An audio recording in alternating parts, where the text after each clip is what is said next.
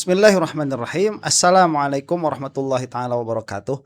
Alhamdulillahirabbil alamin wa sallallahu ala sayyidina Muhammadin wa ala alihi washabihi wasallam. Amma ba'du. Saat ini ya, kita sedang melihat kepanikan para termul yang luar biasa. Saya mengatakan demikian setelah mendengar press conference-nya Mas Roy Suryo beserta para kuasa hukumnya yang mengatakan bahwa orang berinisial CS, kita sebut saja Kristanto Suhadi, ya, nggak usah pakai inisial kalau kita ya, itu mensabotase pra peradilannya Roy Suryo. Dan itu memalukan. Kalau kita hanya melihat kejadiannya saja, ya itu berhenti di situ. Tapi apabila kita melihat apa yang mungkin terjadi sebelum itu, ya Suhadi kan nggak mungkin tiba-tiba langsung bangun tidur tiba-tiba ada di pengadilan, kan nggak. Itu mungkin semalam sebelumnya atau 2 malam sebelumnya sudah mempersiapkan hal itu. Dan mungkin juga yang bersangkutan ini malah berkonsultasi dengan penasihat hukumnya Jokowi. Nah, inilah yang menjadi akhirnya menarik karena kita juga melihat keadaan para kuasa hukumnya Jokowi itu dalam keadaan panik juga ya, panik mode on. Biasanya mereka itu kan kalau berbicara ya mengatakan kita serahkan saja kepada proses hukum, kita serahkan saja kepada kepolisian. Seharusnya kan sekarang juga begitu. Kita serahkan saja kepada kejaksaan, kan harusnya demikian, atau kita serahkan kepada hakim. Tetapi komentarnya sudah mulai berbeda nih, karena memang para pengacara ini sudah tidak memiliki kuasa apapun untuk masuk ke dalam persidangan, yang mana pernah saya katakan sebelumnya bahwa Jokowi salah perhitungan. Jadi kita melihat ya, termul yang penasehat hukum asli itu, yang tadinya selalu mempercayakan kepada proses persidangan, berkatanya selalu seperti itu, sekarang mulai ya ini tidak bisa, sebetulnya ini salah persepsi dan lain sebagainya. Kemudian termul yang tidak resmi ini semakin menjadi-jadi, udah mau jadi Razman semua, udah mau jadi Oyobo semua, sekarang masuk mensabotase persidangan. Di lain pihak Jokowinya itu sendiri tatkala ditanya mengenai persidangan nggak mau jawab. Ayo, ini pertanda apa? Kalau bagi saya, ini pertanda kekalahan termul bertubi-tubi. Hanya saja mereka tidak mau mengakui. Ditambah lagi, coba lihat ya, Razman Nasution sudah ditempatkan di sel khusus. Ini akan kita bahas ya, diantaranya. Setelah itu apa? Eli Daneti ya, malah marahin si Razman. Si Razman dimarahin sama Eli Daneti, coba. Itu kan mengherankan ya. Yang mana mau heran, tapi ya mereka termul, jadi nggak usah heran juga. Yang masih terlihat agak solid itu si Rismon sama Jagir, karena mereka sedang mencari celah mau masuk kemana. Ditambah lagi, saya tambah satu lagi, apa? Channel para termul yang biasa disebut YouTuber Nusantara itu, viewsnya anjlok viewsnya itu. Ya ini nggak tahu pada tumpah ke channel AT Garut apa gimana ini ya. Itu jauh sekali. Coba lihat channelnya Agrif Fanani, coba lihat channelnya Bang Bill Offside. Ya, wah itu terakhir saya lihat sih begitu ya. Terlihat terjadi apa? Penurunan yang luar biasa. Ini apa gimana ini? Ada sesuatu yang tidak turun atau bagaimana ya? Ya lah, ala kulli hal. Kita akan saksikan dulu sekarang nih. Ini dimulai dari Razman ya. Oh ya, satu lagi belum saya sebutkan kejatuhannya itu. Ini akan kita reaksi nanti, yaitu laporan-laporan terhadap Roy Suryo tidak diterima oleh kejaksaan. Kurang gimana ini ya? Ini bertubi-tubi. Boh, kalau kamu jadi termul ya. Amit-amit jangan. Cuma kalau lagi jadi termul, ini sudah berbulan-bulan ya nggak ada kerjaan resmi. Terus hasil dari kerjaan selama ini cuma seperti ini. Saya katakan ya syukurin. Makanya doakan terus, mudah-mudahan termul itu cepat sirna ya. Oke. Pada sholat itu dilakuinnya ya, karena doa sedang menyendiri itu makbul daripada doa rame-rame ya. Nah, kita saksikan ini dulu nih. Hotman tak terima masalah berat badan Rasman jadi alasan untuk dapat perlakuan khusus di lapas. Ya, sampai perlakuan khusus untuk Rasman pun sekarang sepertinya tidak bisa dilakukan ya karena banyak sorotan terhadap Tremul. Mari kita saksikan. Pengacara Hotman Paris mendapat penjelasan dari Kementerian Imigrasi dan Pemasyarakatan terkait Rasman Nasution yang diperlakukan khusus di lapas kelas 1 Cipinang. Menurutnya, masalah berat badan tidak bisa dijadikan sebagai alasan yang logis. Lewat akun Instagramnya pada Minggu, Hotman menyinggung kembali rekam jejak Rasman. Menurutnya, sejak dulu pria tersebut memiliki berat badan di atas rata-rata orang normal. Hotman pun menilai perlakuan khusus Rasman di lapas kelas 1 Cipinang merupakan bentuk diskriminasi terhadap warga binaan lainnya. Oleh karena itu, ia mendesak Menteri IMIPAS dan Kepala Lapas untuk menarik Rasman dari sel khusus tersebut. Sebagai informasi, Rasman dieksekusi ke lapas kelas 1 Cipinang pada Kamis setelah kasasinya ditolak Mahkamah Agung. Ia divonis 1,5 tahun penjara dalam kasus pencemaran nama baik Hotman Paris. Halo rakyat Indonesia. Pagi ini saya dari Singapura menjelaskan bahwa Menteri Imigrasi dan Pemasyarakatan telah menjelaskan ke saya kenapa Rasman dikasih kamar khusus. Tidak sama seperti para narapidana yang lain, di mana 2 minggu pertama selalu digabungkan rame-rame katanya untuk pengenalan. Kalau Rasman langsung dikasih kamar istimewa. Alasan Menteri Imigrasi dan Pemasyarakatan dan juga Kepala Lapas Cipinang kelas 1 adalah katanya karena Rasman badannya gendut 120 kilo sehingga dikhawatirkan tidak kuat turun naik tangga. Benar-benar itu alasan yang kayaknya sih dibuat-buat. Karena sudah puluhan tahun selama karirnya Rasman itu badannya gendut. Waktu dia berkali-kali bikin video atau ikut di TV yang mengejek-ejek Presiden Prabowo seolah-olah Presiden Prabowo tidak layak jadi presiden, juga badannya dalam keadaan gendut. Juga pada waktu dia teriak-teriak sama hakim, waktu dia teriak-teriak sama hakim di Pengadilan Negeri Jakarta Utara, yang dia teriak-teriak koruptor kau, itu di ruang sidang loh, juga badannya gendut. Waktu dia melakukan perbuatan selama ini yang marah-marahin orang, juga badannya gendut. Jadi sangat terlalu alasan dibuat-buat.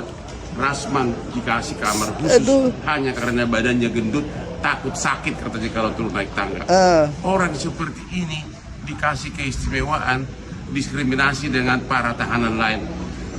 Kalau Menteri Imigrasi dan Pemasyarakatan dan Kepala Lapas Cipinang kelas 1 agar segera Rasman ditarik dari kamar khusus, ditempatkan sama dengan narapidana yang lain sesuai dengan SOP selama ini berlaku. Salam Hotman Paris dari Singapura. Baik. Sudah ini ya. Nah, ini kan kontras ya dengan perlakuan kejaksaan terhadap Roy Suryo yang melepaskan.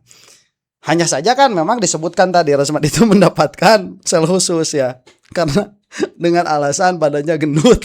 Itu aduh ya gimana ini saya kok malah jadi main fisik. Cuman Mas Hotman yang mengatakan seperti itu, yang kesalahan juga dari lapas ya yang memakai alasan itu. Ya jadi kan kita akhirnya membahas itu. Dan kalau dikatakan Rasman itu sudah besar badannya dari dulu, ya memang demikian. Jadi itu bukan sebuah defect ya. Makanya Hotman Paris tidak menerima alasan itu. Cuman ala kulihal berarti kan terjadi itu ada usaha untuk mengistimewakan Rasman, tapi lagi-lagi gagal lagi karena ketahuan lagi sama Hotman Paris. Nah, itu satu kejatuhan ya. Ya, meskipun itu kan kejatuhan pribadi sebetulnya ya Rasman. Cuman kan dia ada di Jokowi tuh, ada di Tremul ya. Suruh siapa jadi Tremul terus Rasman, kamu teh ya. Ini kita terusin dulu nih. Ini dari cumi-cumi masih sama. Cuman ini adalah responnya Eli Danetti. Nah, ya ini adalah responnya Eli Danetti. Saya kira tadinya Eli Danetti itu mendukung Rasman 100% begitu. Coba nih. Jangan yang hanya diisi 3 orang. Harusnya Nah, dia harusnya nanti saja dia lah, langsung nih. Menurut Elida, sejak proses penjemputan dimulai, kliennya bersikap tenang dan memahami bahwa sebagai warga negara, dirinya harus menghormati putusan hukum yang telah Harus pakai berkekuatan kacamata tetap. ini mah. Bukan ketangkep sih, dijemput ya, karena sudah waktunya ya. Kita sebenarnya persisnya nggak tahu ya, tapi sore. Dalam hal ini, Oh, Bang Rasman itu menyadari dan dia tidak akan memberontak. Dia orang taat hukum, dia profesional, karena dia mengerti dengan hukum itu. Dia sudah mempersiapkan diri untuk itu, walaupun berupaya dengan memberikan bantuan hukum lain gitu. Tapi kadarulahnya sore kemarin dia dijemput gitu. Jadi nggak ada perlawanan, nggak ada merasa terzolimi. Cuman dalam perkara sih pasti dia merasa terzolimi. Hari ini bagaimanapun sesabarnya Bang Rasman dan keluarga maupun kita semua, walaupun keikhlasan itu tidak mungkin ada dalam perkara ini gitu. Namun tidak mungkin secara warga negara yang baik kita ikuti putusan-putusan hukum yang sudah menjadi ingkrah. aduh. Upaya hukum yang masih diperjuangkan Rasman Arif Nasution, sang kuasa hukum Elida Neti, justru menunjukkan sikap yang cukup mengejutkan. Alih-alih membela seluruh tindakan kliennya, Elida memilih bersikap terbuka dan profesional dalam menilai perkara yang sedang dihadapi Rasman. Dengan nada yang lugas, Elida tak Asik nih menampik dengernya bahwa nih. kebiasaan Rasman yang terus melontarkan pernyataan dan menyenggol Hotman Paris bisa saja menjadi bumerang bagi dirinya sendiri. Mulai Menurutnya, sadar ketika tuh. seseorang tengah berharap mendapatkan keringanan atau simpati dalam proses hukum, setiap ucapan dan sikap tentu akan menjadi perhatian banyak pihak. Karena itu, Betul. Elida mengaku Tumben cukup waras. menyayangkan sikap kliennya yang hingga saat ini masih terlihat enggan meredam konflik dengan sang rival. Nah, Dia mengeluarkan statement-statement masih juga menyenggol-nyenggol Hotman Paris. Jadi itu yang kita sayangkan. Kalau saya orangnya punya ini prinsip, sekalipun Apa? Bang Rasman itu adalah saudara saya, istrinya saudara saya, dia juga klien saya. Tapi kalau dia salah ya kita tetap kasih tahu gitu. Namun seperti apa Bang Rasman bersikap tetap nyenggol-nyenggol, itu yang saya kecewakan gitu. Yang saya kurang sepakat dengan hal itu. Sudahlah gitu. Sikap keteledoran. bentar ya, Elida. Lah terus kamu juga ngapain terus-terusan nyenggol-nyenggol Mas Roy, nyenggol-nyenggol Dokter Tifa sampai kicau mania. Kemarin waktu Dokter Tifa sama Mas Roy ditangkap sampai gebrak-gebrak meja begitu. Saya udah lama juga gebrak meja. Ayo ya Elida, kamu mau bilang aja sama orang-orang. Saya ngapain senggol-senggol? Itu kalau salah saya benarkan lah, kamu ngaca dulu. Permasalahan Egi sama Roy sudah selesai. Lah kamu ngapain masih sungkan senggol? Ya, ya. Makanya kalau tidak mendapatkan simpati ya rasain lo. Dari Bang Rasman menghina dan menyerang pribadinya. Mungkin itu yang membuat Pak Hotman Paris menjadi merasa benar dendam gitu. Kenapa kita lihat menyatakan dendam? Karena kita lihat statementnya Pak Hotman Paris ini waktu dia di Singapura menyatakan puas, dia merasa puas bahwa Rasman sudah masuk kerangkeng.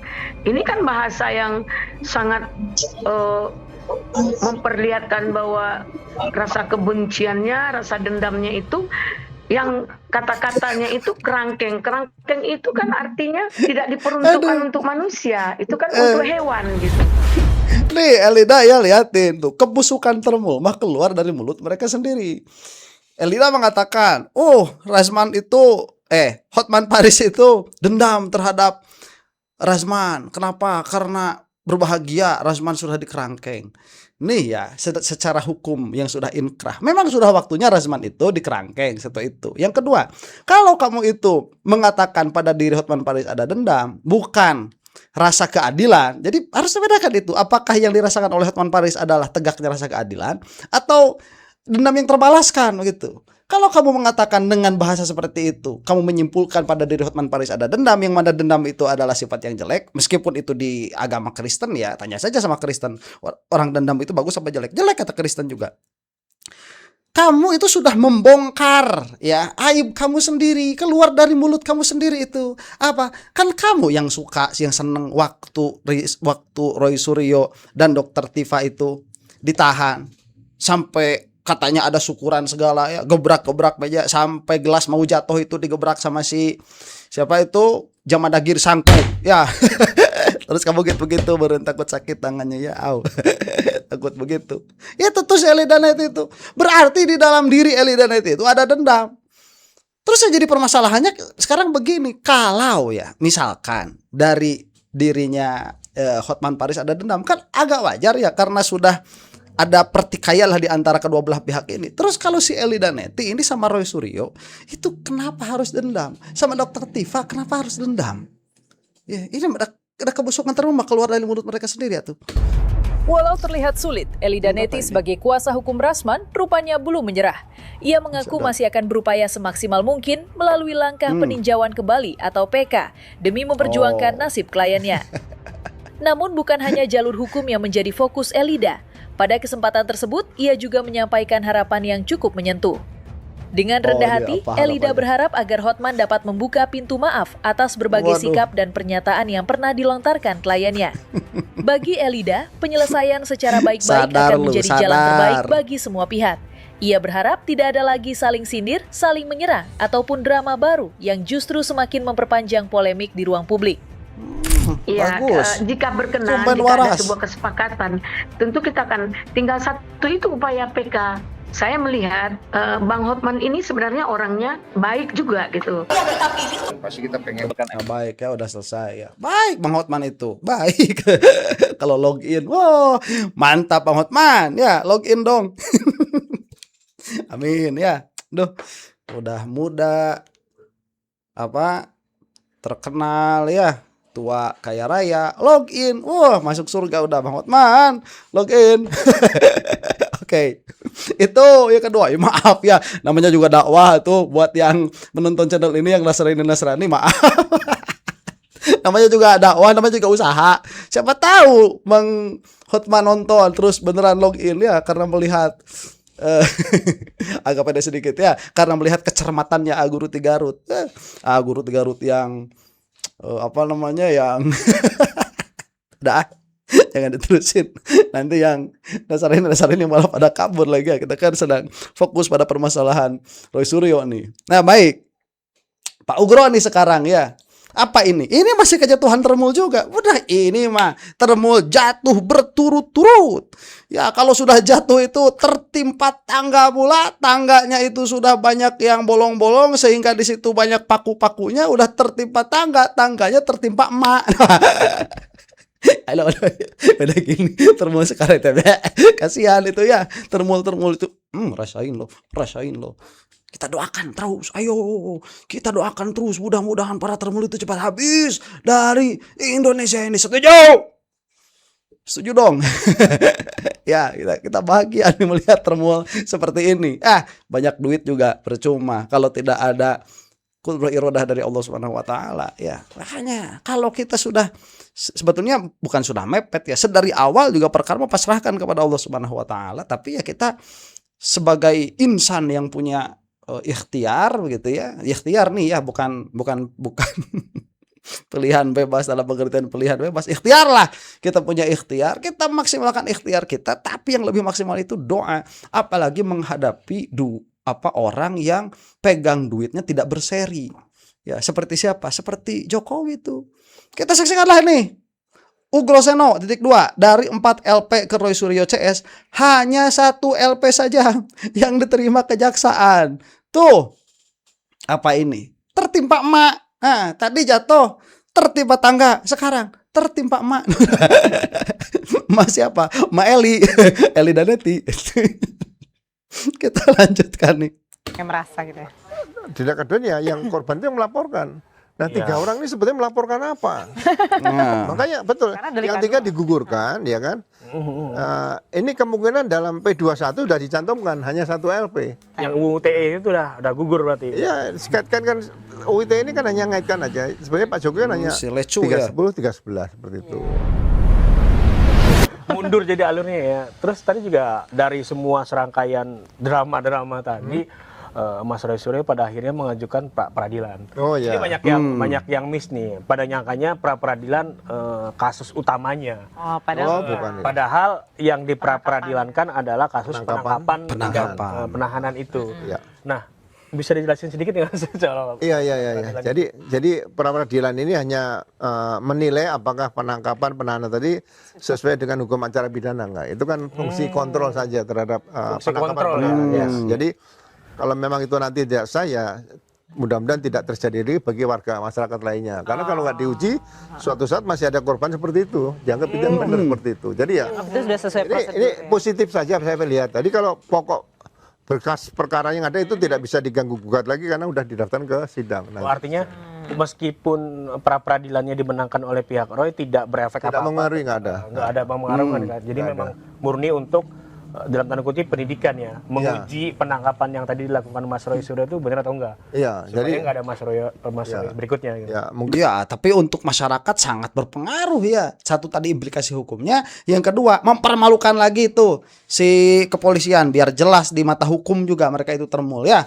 Para penyidik kemarin Polda Metro itu. yang dibatalkan nanti penahanan sejak ditangkap sampai pada saat mau diserahkan jaksa itu dianggap mungkin dinyatakan gugur lah itu saja penahanan tadi kemungkinan Memulihkan nama baik. waktu penahanan tadi dan nanti kalau di situ diputuskan ya betul tidak melawan hukum ya bisa lagi nanti tambah rehabilitasi gitu misalnya dipulihkan namanya dulu. Oh ya, dipulihkan nama baiknya Iya. ya. Ini demi nama baik Mas Roy juga ya. Iya seperti itu. Dr. Tifa yang Dan mungkin dilarang beredar video-video seperti itu misalnya lapor sama mana YouTube atau di mana supaya itu sudah diputuskan pengadilan Indonesia itu dilarang beredar kan gitu. Oh, berarti bisa merequest ya. Iya. Ini kan perkembangan ilmu dan transaksi elektronik seperti apa? Informasi dan transaksi elektronik kan bisa melalui pengadilan kalau putusnya jelas ya. Nah, aku jadi mau nanya yang soal ini pasal yang dikenakan itu kan fitnah dan pencemaran Iya, nama baik. katanya ada yang gugur Ada tuh. ITE-nya. Nah, itu sebenarnya udah tepat belum Pak untuk Ya, yang begini. pasal ITE-nya itu? Kan pencemaran nama baik atau fitnah itu kan delik aduan. Ya. Berarti yang Orang yang merasa gitu ya.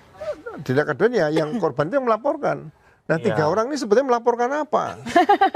Oh, jadi ya Ini ini yang benar-benar merasa ya difitnah gitu ya. FYI dulu ya bahwa Mas Roy dan Dr. Tifa ini dilaporkan oleh 4 orang. 4 orang. 1 orang oleh Pak Jokowi, 3 orang oleh yang lainnya. Yang tadi. Di Kurniawan, di Cumanan sama Cumanan dan satu lagi? Maria Sweken sama?